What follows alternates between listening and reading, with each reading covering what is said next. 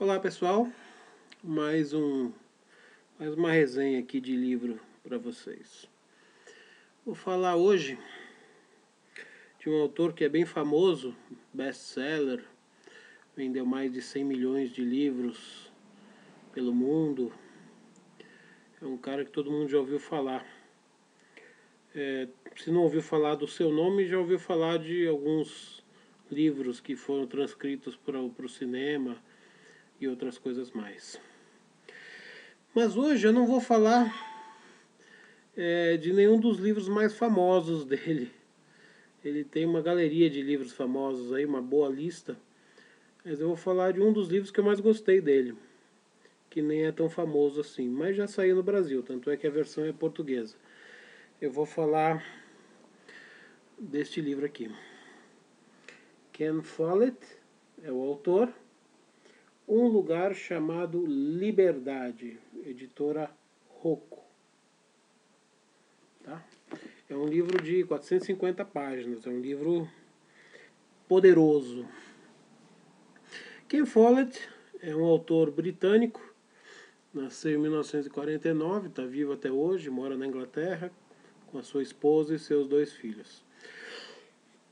Ele é formado em filosofia pela College University, Universidade de Londres.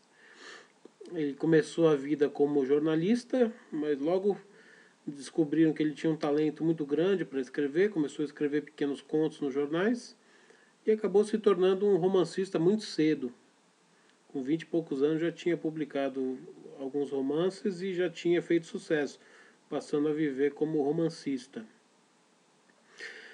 O Ken Follett ele é conhecido por 2 vertentes, né? Ele tem os seus livros basicamente tem 2 vertentes. A primeira é espionagem e às vezes guerra, mas sempre voltado para a espionagem.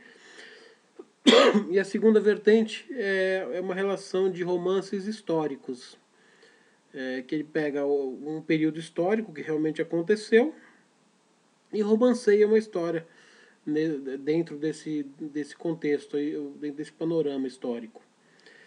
Eu não li nenhum livro da série de espionagem dele porque não é muito minha praia. Eu não sou muito chegado em romance de espionagem assim desse estilo que ele faz. Mas o primeiro e o mais famoso foi O Buraco da Agulha, um livro que ele lançou acho na década de 70.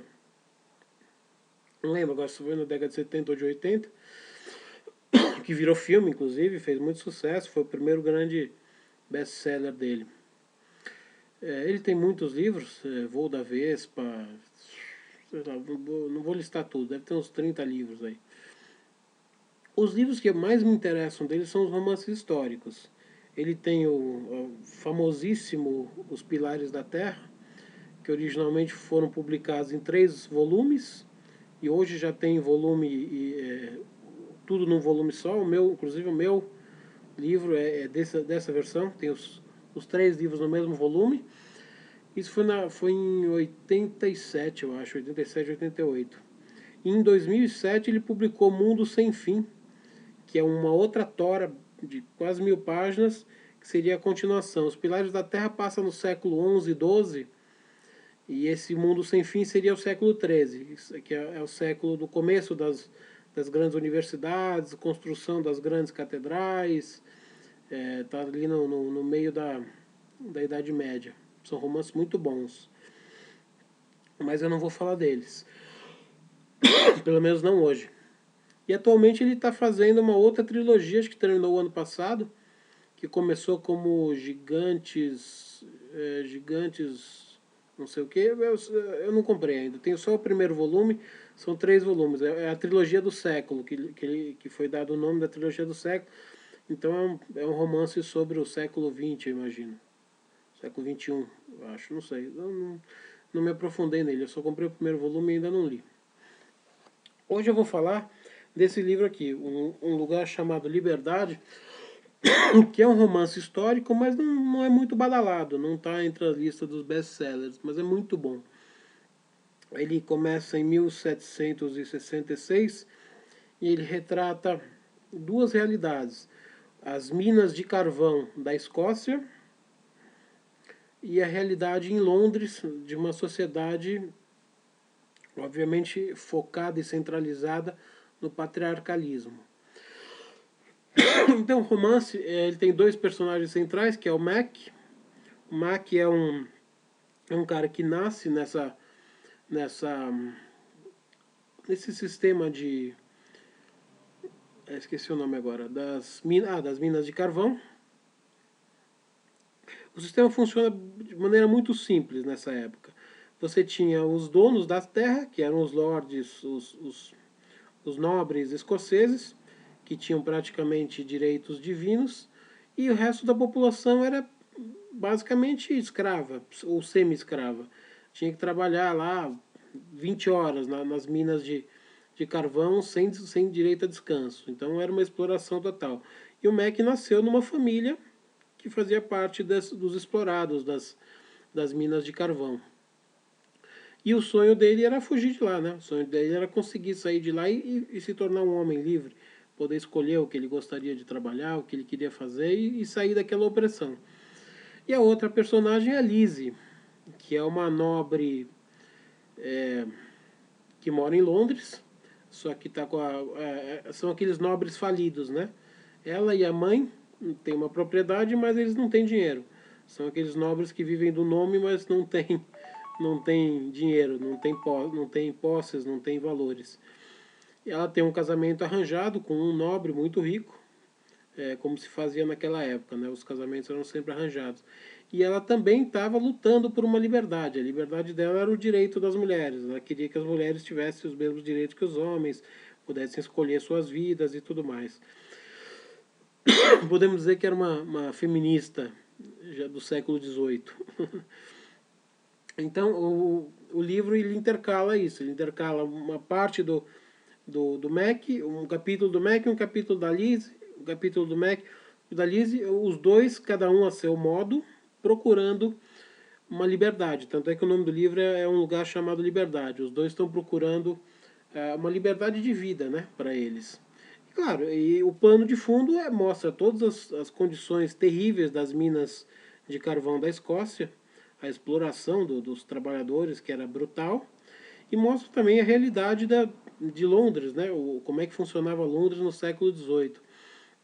E também chega a abordar, porque eles acabam fazendo uma viagem para a América, então começa a abordar também um pouco de como é que era a América, né? Ainda na época da América ser colônia da Inglaterra, né? Antes dela ser liberta, antes da guerra da independência. Então é um livro muito interessante, ele tem o panorama histórico daquela época, ele mostra basicamente o Reino Unido, né? Que é a Escócia e a Inglaterra, através de Londres, e também uma parte da colônia que é os Estados Unidos. Então é um livro muito interessante, ele é grosso, ele tem 450 páginas, eu não vou dizer como é que é o final dele. Esses dois personagens têm uma relação entre eles, que eu não vou contar qual é. E o final é muito interessante, o Ken Follett consegue fechar muito bem os seus livros. Então eu acho que quem gosta desses romances históricos envolvendo a mistura de ficção, de um romance, uma história romanceada, dentro de um panorama real, de uma época que existiu, acho que vai gostar muito desse livro. É um livro que se acha facilmente em sebo, provavelmente acha nas livrarias também, porque o Ken Follett é um best-seller, então os livros estão sempre sendo reeditados e você não vai ter nenhum problema de encontrar. É uma joia perdida na relação de grandes best-sellers dele. Não está entre a relação dos best-sellers, então pouca gente conhece, né? Normalmente as pessoas quando se dão com algum autor, ouvem falar de algum autor, vão logo procurar quais são os best-sellers, quais são os que mais venderam para ir atrás e comprar. Mas esse livro vale a pena ser lido. Exatamente pela sua importância de mostrar a parte histórica. Tem o romance, o enredo é muito bem construído, mas eu acho que o mais legal no romance histórico é você inserir os personagens naquele panorama, naquele cenário que foi um cenário que aconteceu e mostrar como é que eram as condições de vida daquela época. Então eu acho que esse é o maior mérito de um romance histórico. E o que eu gosto do Ken Follett são os romances históricos mesmo. Os demais eu não tenho muito apreço. Então acho que é isso. Quem gostou, dedinho para cima. Quem não gostou, dedinho para baixo. Se você quiser ser notificado pelo YouTube sempre que eu coloco um vídeo no canal, você clica lá, inscrever-se no canal. Esse vídeo, assim como todos os outros, é uma pequena demonstração das minhas palestras literárias, das minhas aulas particulares. E se alguém tiver algum interesse, o meu contato, o meu e-mail de contato está nas informações do vídeo. Então é isso, uma saudação e até a próxima. Mais um detalhezinho.